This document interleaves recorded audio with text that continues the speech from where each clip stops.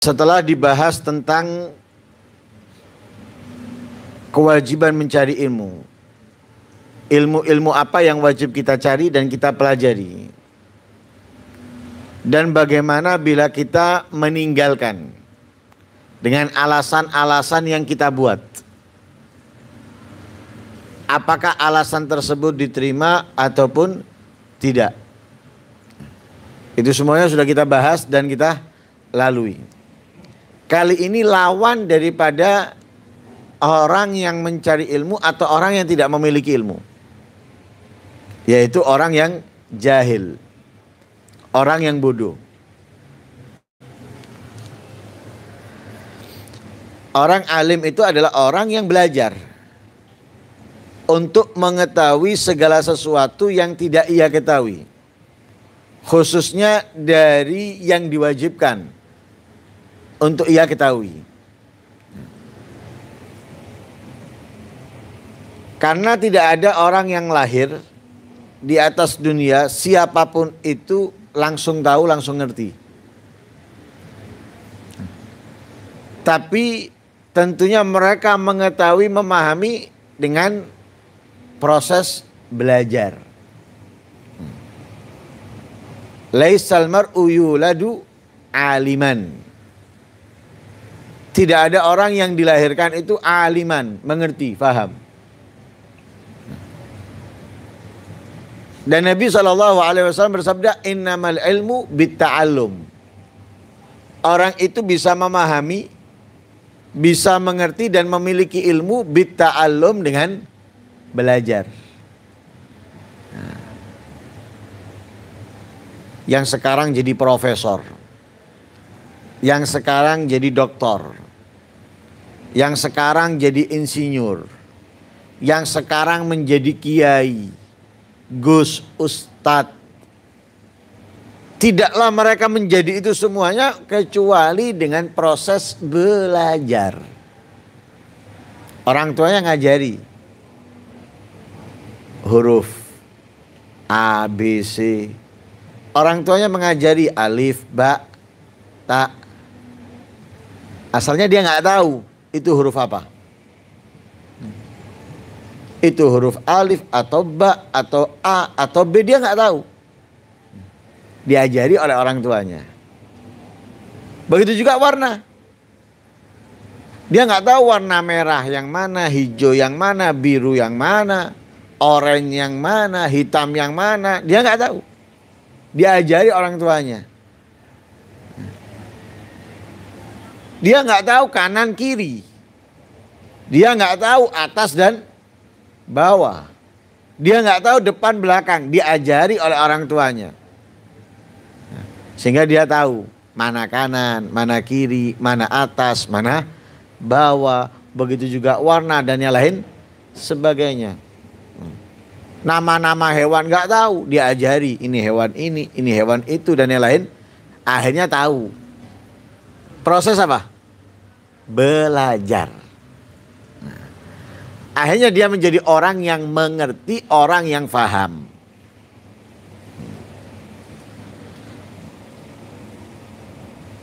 Lawannya orang yang mengerti, orang yang faham, orang yang nggak ngerti. Orang yang nggak tahu alias bodoh.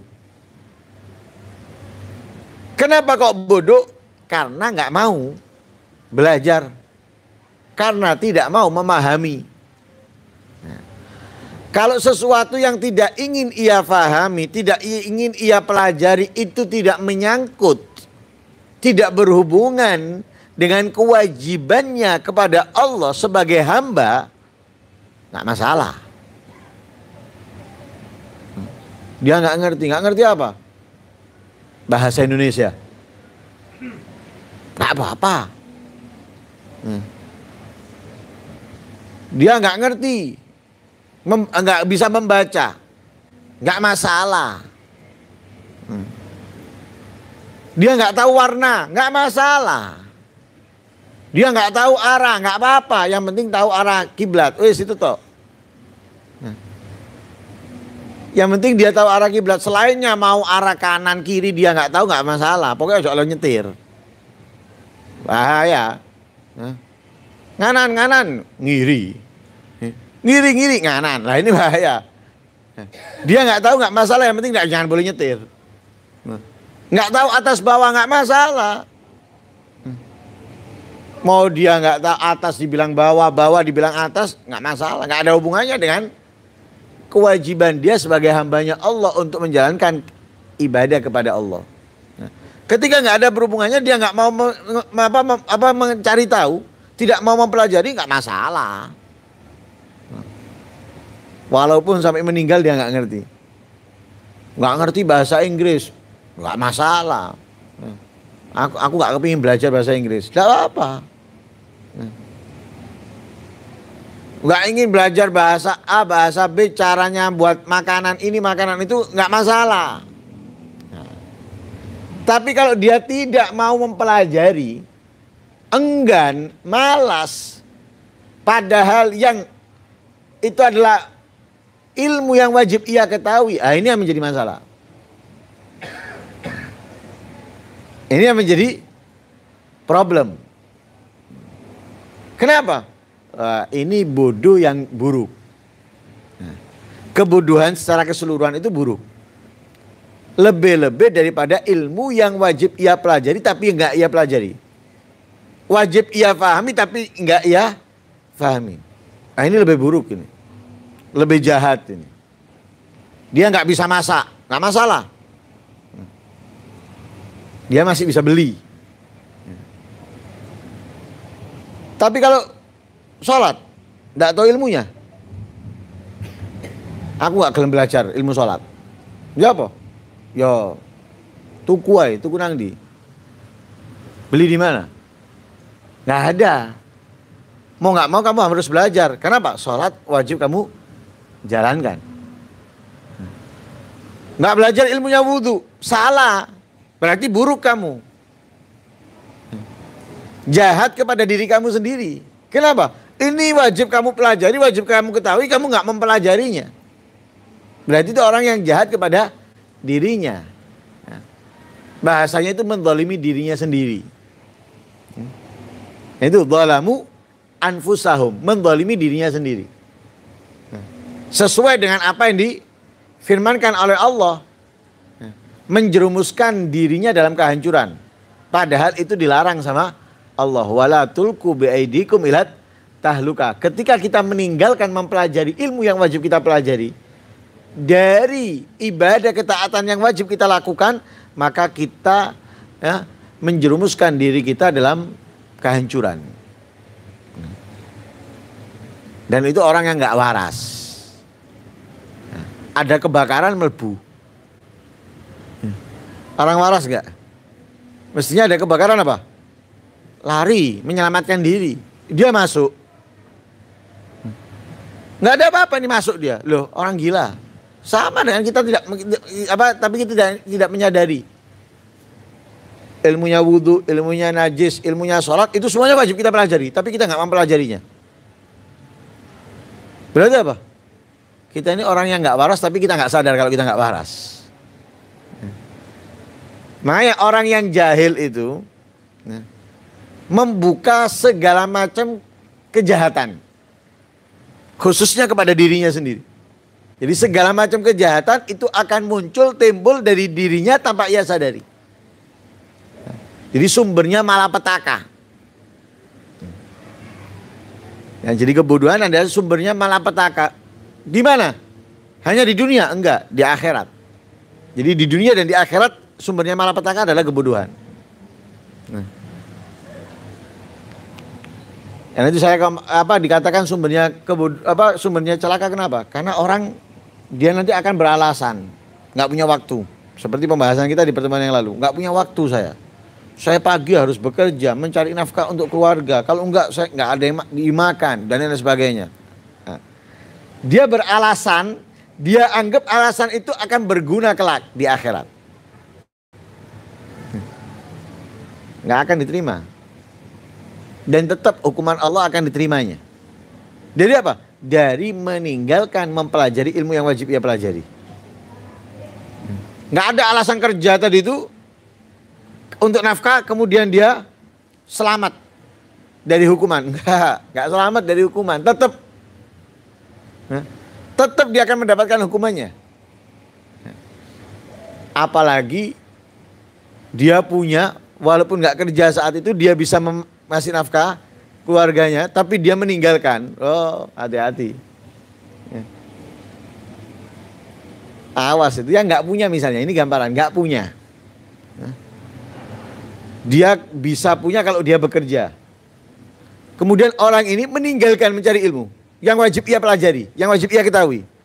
Kemudian itu dijadikan alasan, nggak menyelamatkan dia dari murka, tidak membebaskan dia dari murkanya Allah, dari azabnya Allah. Padahal apa? Nggak bisa memiliki, nggak punya apa-apa kecuali dengan bekerja. Jadi setiap harinya nggak megang duit kecuali kerja. Kalau kerja baru dapat duit. Orang ini loh, alasan meninggalkan mencari ilmu untuk bekerja nggak diterima alasannya. Apalagi yang ada beras, ada duit di kantongnya untuk bisa makan. Dia dan keluarganya. Alasan diterima nggak? Hah? Iya nggak punya apa-apa nggak diterima, apalagi yang masih punya. Karena sumber mata-mata dia nggak sadar, dia anggap dirinya aman. Nanti dengan alasan ini aman, nggak aman, nggak aman. Dan dia membahayakan dirinya sendiri. Dan orang yang membahayakan diri sendiri itu nggak mungkin luput, pasti kena. Kecuali kalau orang membahayakan dia, belum tentu kena. Orang ingin membahayakan dia, belum tentu kena. Bisa jadi apa? Bleset. Tapi kalau orang itu membahayakan dirinya, bleset. Orang lempar pisau ke dia, bisa kena, bisa bleset. Tapi kalau dirinya sendiri, bleset. Hah? Pisau di tangannya, tancapkan, bleset kira-kira. Nggak kena, nggak titis berarti. Nggak titis siapa yang awake dhewe? Nggak mungkin, pasti kena. Lah itu orang bodoh. Di dalam malapetaka bahaya, pasti bakal mengenai dirinya sendiri dan dia tidak menyadari. Sehingga dikatakan dalam sebuah syair apa? Ma yablughul a'da min jahilin, ma yablughul jahilu min nafsihi. Tidak sama musuh yang ingin membahayakan orang bodoh seperti orang bodoh itu sendiri ingin membahayakan dirinya sendiri, ingin mencelakai dirinya sendiri. Jadi kalau orang lain ada kemungkinan luput, bleset, tapi kalau dirinya sendiri nggak mungkin bleset, itu orang bodoh. Orang mau menyelakakan dia, ngatur jamnya, tanggalnya, tempatnya, ngatur, masih bisa meleset. Tapi kalau dia sendiri nggak mungkin meleset, nggak mungkin meleset, karena itu mereka itu dianggap orang mati sebelum mati. Orang mati sebelum mati, orang yang dikubur sebelum dikubur. Ya apa? Nggak ada manfaatnya blas wong itu. Nggak ada faedahnya, nggak ada keutamaannya. Wa fil jahli gablal mauti mautun li ahlihi. Dalam kebodohan sebelum kematian itu adalah kematian untuk orangnya. Wa fa'sadum gablal kuburi kuburu. Jasadnya mereka sebelum dikubur sudah dikubur di si'i. Jadi nggak ada faedahnya, nggak ada manfaatnya. Karena itu kebodohan itu tercelah secara mutlak sudah. Nah, kebodohan yang tercela secara mutlak itu apa? Seseorang bodoh atas dari ilmu yang wajib ia ketahui, yang wajib ia pelajari. Itu kebodohan secara mutlak.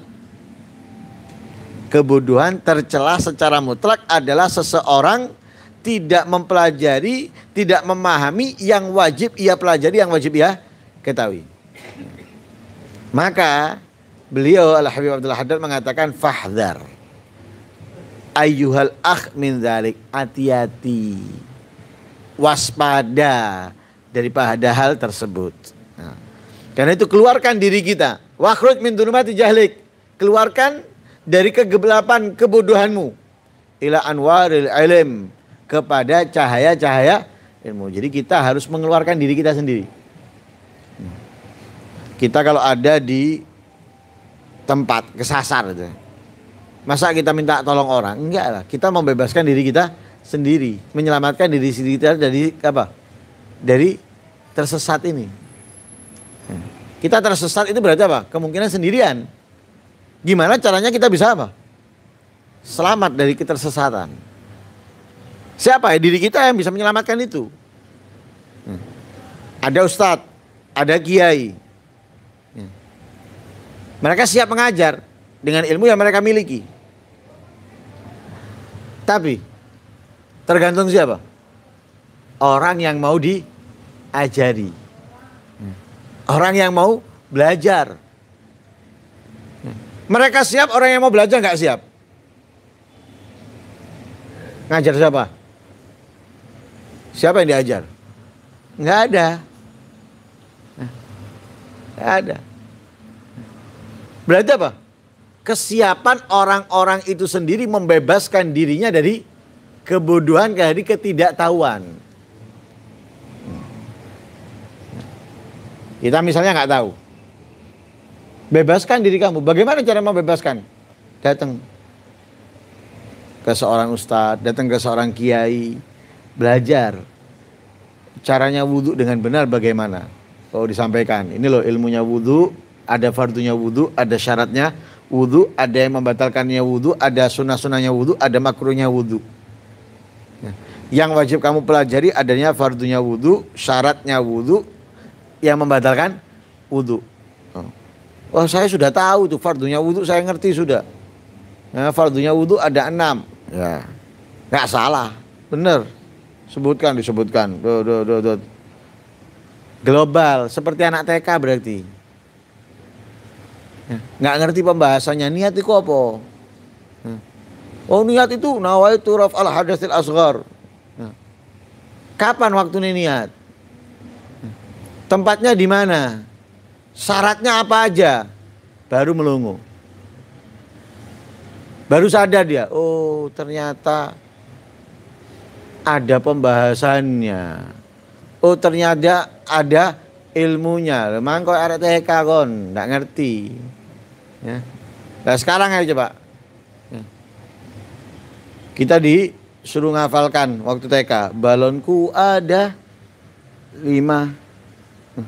Rupa-rupa warnanya. Itu tujuannya apa?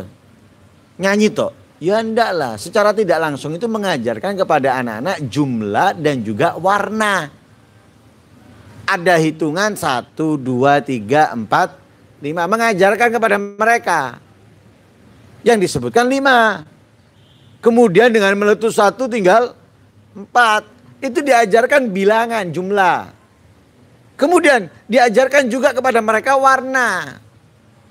Kan ngajari anak kecil supaya lebih mudah. Kalau diajari, ini tahu ya warnanya ya putih ya.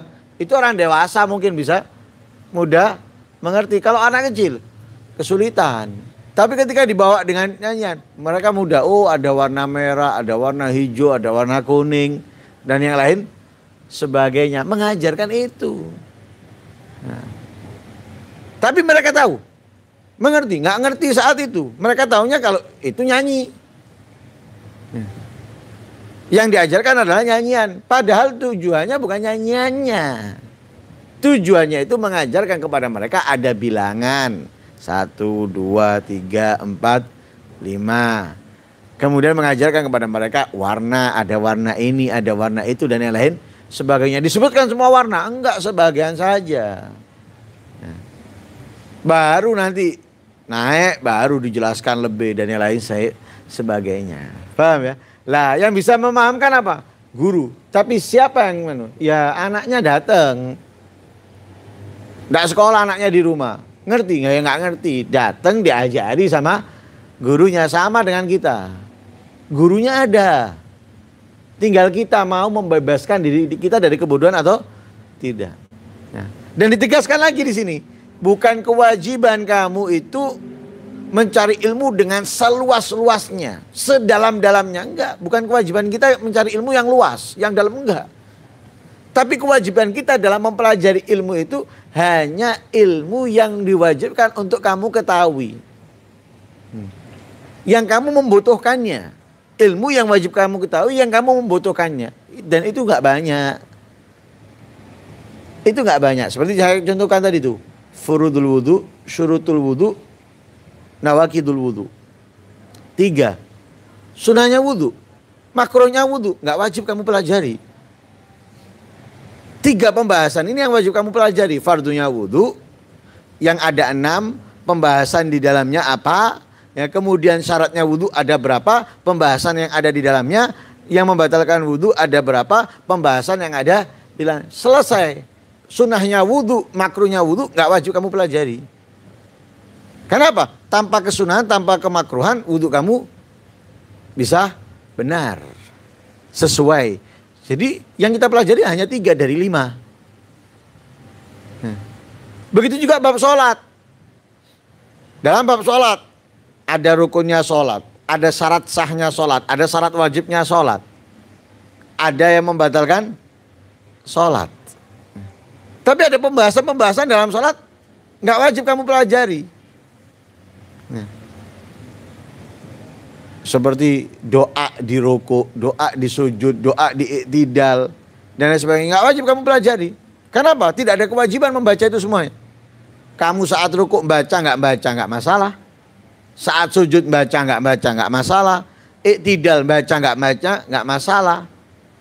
Yang penting yang wajib kamu baca itu yang kamu hafal. Selainnya nggak ada. Jadi sedikit nggak banyak. Yang wajib kita pelajari dalam ilmu itu bukan seluas-luasnya, sedalam-dalamnya. Nah. Dan yang wajib kita ketahui itu tidak banyak, tidak besar. Hanya sedikit. Itu yang wajib kita pelajari. Yang wajib kita cari. Nah. Paham ini ya? Nah, kemudian di sini dibahas lagi. Tapi bukan hanya kewajiban kamu mempelajari ilmu yang wajib kamu ketahui, kamu juga wajib mengajarkan kepada keluarga kamu, istri dan anak-anakmu. Dan semua orang yang kamu menjadi kepalanya. Nah, jadi kita wajib mempelajari untuk diri kita. Setelah itu, kita wajib mengajarkan apa yang sudah kita pelajari kepada istri. Tentunya yang sudah punya istri. Nah, kepada anak, bagi yang punya anak. Nggak punya istri, nggak punya anak. Tapi dia menjadi kepala rumah tangga. Dari apa? Orang tuanya meninggal. Dia anak tertua. Berarti dia punya apa? Kewajiban itu. Mendidik adik-adiknya. Lah berarti dia wajib mengajarkan itu kepada adik-adiknya. Nah.